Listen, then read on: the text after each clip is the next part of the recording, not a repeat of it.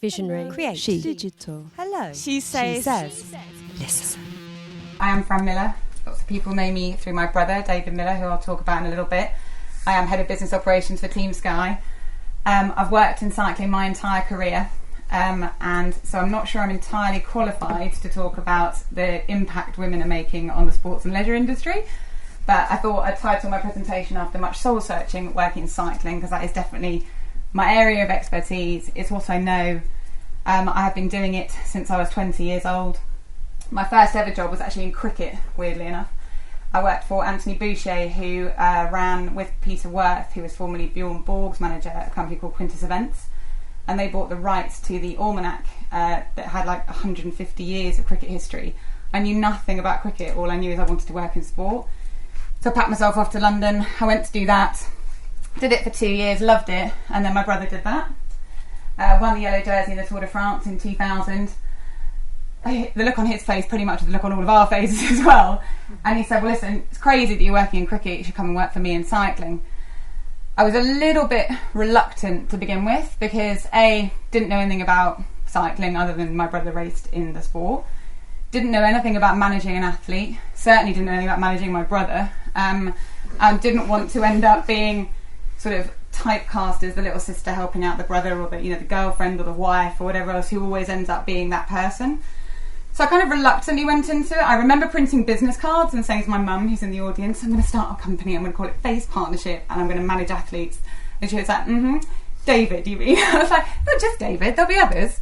So I set up Face, not really had any clue what I was going to do with the business. I met a guy called James Pope, who was a web designer and web developer, and he helped me build David's site, which we called It's Millar Time.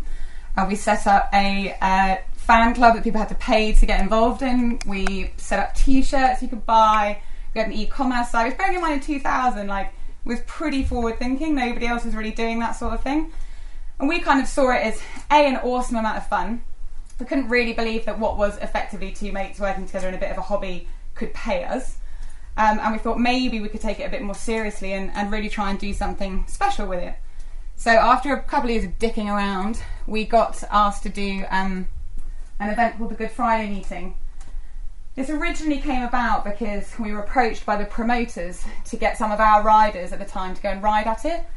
I knew nothing about track cycling, I knew nothing about the history of the Good Friday meeting. And David, when I phoned him and said would he be interested in riding, he was like, yeah, totally interested in riding, but I don't think you and James should be just getting athletes, you should promote the event. And I was like, okay, I'll see what they say. And they said, yep, happy for you to try, do a bit of PR, apply the lessons we'd learnt with managing cyclists to managing an event. I found out during that process that the Good Friday meeting was one of the most historical events in the sport in this country, held at the Herne Hill Velodrome. Fausto Coppi had raced there. Anyone in the audience, guessing the guy in the back there, probably knows who Fausto Coppi is. Eddie Merckx. They've had some of the greats in cycling race, and the lads who I knew, Stuart O'Grady, Bradley McGee, you might recognise the man with the sideburns, Bradley Wiggins and David, were all really keen to go for that reason. They just felt it was a massive thing to be involved in. So we had this platform and ability to talk about something we loved and we knew, and we thought we could do a good job of.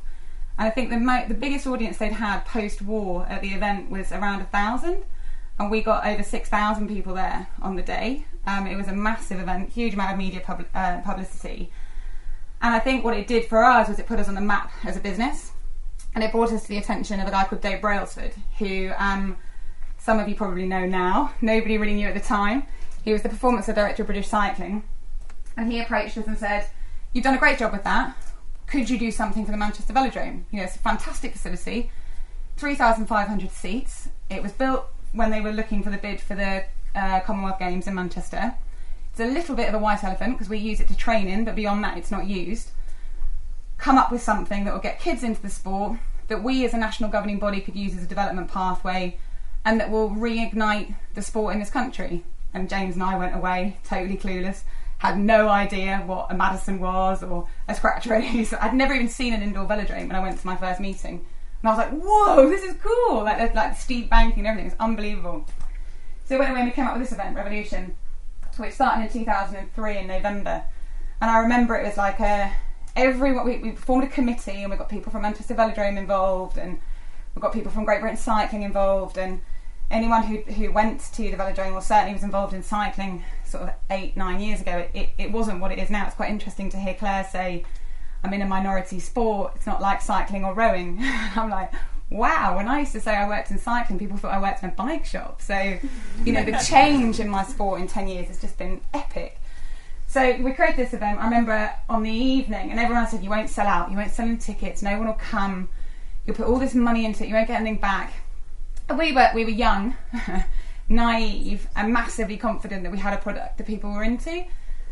And we opened the doors, we'd sold 1,500 tickets in advance, and over the tannoy at 7 o'clock when we were due to start, they said they had to postpone the start for 15 minutes because the queues were so big they were reaching around to Asda. And James and I were like, oh my God, we've done it. And for the first 4 events of that season, we sold out every single event.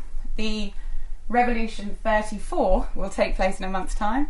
So it's been one of the most sustained, successful, profile-building events in the sport. I'm massively proud of it.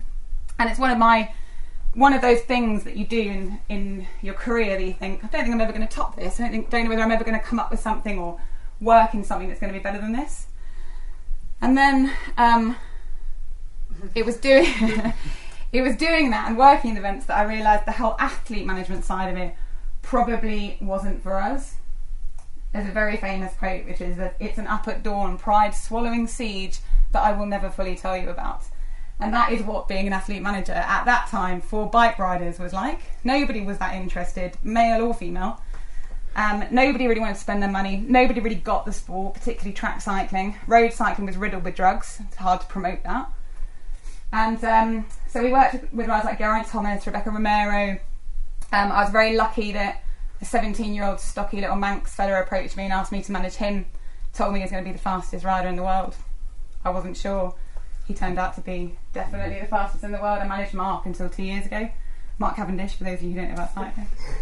But we did decide, around about 2007, that athlete management probably wasn't where we needed to be and that we were going to focus on events. So, fortuitously enough, the Tour de France, the flagship event of our sport, decided to come to London in 2007. I don't know how many of you remember it coming. Yeah, it was awesome. It was incredible. It was the biggest festival of cycling, certainly that I'd ever seen in this country. And I think it awakened a lot of people to the sport. James and I hosted a big party along the course. We invited all the people we knew. And one of the people that we knew that we invited was Dave Brailsford. He came over to me halfway through and he said, this is madness. There's 5 bike riders in this race from this country. They all race in different teams. There's no British team. And there's 1 million people out on these streets. And they've got no team to cheer for. We should start a British pro team. And I was like, yeah, all right, we probably should. That sounds like a good idea. So Dave asked me to work with him. My big thing about getting involved in that project and about working with Dave was what I didn't want to do was run another same as team, another Me Too team, doing the same things, achieving the same goals, nobody knew about it, being over the moon when you got a quarter of the back page because someone had won a race. You know, I really wanted to change the face of cycling. I really wanted to do something that would be groundbreaking. And the thing I said at the time was, why don't we try and create the Manchester United of cycling? Not in terms of the brand of football at the moment, but just in terms of that brand, that, you know, tribal affinity to a sports team. How do you get that? How do you build that? How do you create something that people in Southeast Asia are going to wear your jersey? What is the process that you go through to do that? And I think that's what really got me into it and what made me passionate about the idea. And so I basically worked on that as a project manager for the entire way up to Beijing. Dave went off to Beijing with his team. They did all right. He came back and I'd been working with Sky the whole time. And that was when we created Team Sky. The reason I've chosen this picture is because my face pretty much says it all. For those of you who are into cycling, we made this massive hoo-ha about how brilliant we were going to be. We were going to win everything. We were going to show everyone how it was done. We were going to take all of this success we'd had in Beijing and we were going to blow everyone out of the water. And we sucked. Like, we sucked beyond any level of sucking. And Brad had gone from being 4th the year before, giving us all hope that winning the Tour with a British rider, which was our objective, it was actually possible. He came 24th the year that we did it. So our first ever year, all this investment, all this faith from the British public, and we all felt we'd let people down. And it was a really horrendous period. But it was also probably the period that I learned the most in the job I'm doing now. because as an organisation, we're very honest, and as an organisation working with the people that I work with, it's all about, well, the athletes haven't failed, because it's not the athletes who are, at the end of the day, if the athlete's on the start line and says, I've done everything I can, I've been supported in the best way I can, that's when they fail. If they're on that start line, you know you haven't given them the best opportunity, you know you could have done more as an organisation, that athlete's going to fail and it's your fault. I think that's where we stopped and said, right, go back to the drawing board, let's look at how we make this better. And I loved that. I absolutely loved that process. And we went into 2011, a massive reappraisal about how we were going to approach our business, how we were going to approach the sport, how we were going to measure success, how we were going to do everything, basically. And it was that year that I was appointed. I stopped being a project manager and I was appointed head of business operations, which gave me a very tight remit of what my job was to be. I wanted to be the head of non-performance, but no one would let me. So I basically look after everything that's not to do with racing a bike and training. So all the legal, HR, rider management, all that side of it, and marketing, brand, communications, stakeholder management, everything else. We obviously finished the end of last season, second overall in the World Tour. We basically were 2 points away from being the best team in the world. And then this year came around, and I'll be totally honest, I didn't think this year was possible. And I think nobody in my organisation, we hoped we could achieve something like we've achieved, but being somewhere and actually being a part of that, watching a British guy achieve something that no British athlete had ever achieved, no British team had ever achieved, doing something that when you came home from it, I don't know whether any of you were in the UK the Monday after the tour win, oh my god, like how come cycling is on the front page, the back page, the inside page, and then like for like a week it was like cycling was dominating the agenda. And I was like, oh my god, that's exactly what we set out to achieve. And it's definitely been an incredible journey. It's been a massive learning process. And I don't know whether it taps into anything to do with women in sport or anything else, but being a woman involved in this organisation and being a woman involved in this sport has been something I'm immensely proud of. There are 18 World Tour teams. Let's say there's 5 guys running each of those. I'm the only woman in senior management in the World Tour. There's no one else, which is wrong. But it's also something that I'm proud of. So that's what I did, and I want to say some of the lessons I learned. This slide's a bit muddled, I'm afraid. As a woman at the top of a male-dominated sports team, there's 85 people in my team. There's 3 women, including me, and the other 2 women I employed. So if I wasn't there, there would be no women in my team. I think building your own support network. I worked with a guy at Sky when we first started building the team, and I kept going to him and saying, I don't get it, like nobody is listening to my concerns, nobody's like sitting down and understanding my frustrations with this. And he straight out said to me, well, it's not a cuddle factory. And I was like, I didn't expect it to be a cuddle factory, but I did expect people to understand my emotions in it and understand my feelings and understand how I might think, and it just doesn't happen. And I think what I then decided to do was build my own support network, build my own peer group of women outside of the industry who I can take my work to, who I can show the things I've done to. My mum's one of them. I'm sure lots of women in the audience are the same. But if I've done a brilliant piece of work that I'm really proud of, I'll quite often send it to my mum and say, or send it to a friend, or send it to a female peer. So can you have a look at this? Let me know what you think. Because on the whole, what I'll get back is honest feedback. But I'll normally get, that's really good. You've done a really good job there. And I don't ever get that from the men I work with. And I think as a woman, I do need that. But perfectly happy to put my hands up for that. I think also expect to be treated the same. I think there's a difference between being equal and being treated the same.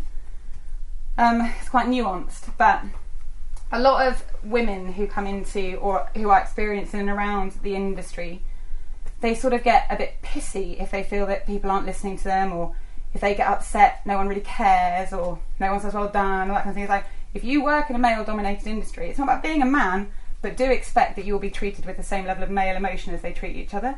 Don't expect female emotion, because you won't get it. So rather than expecting it and being disappointed, know you won't get it, find a way to deal with it, move on to the next thing. And it enables you then to deal with things absolutely as a woman. I quite often will be like, can I just have a comfort break?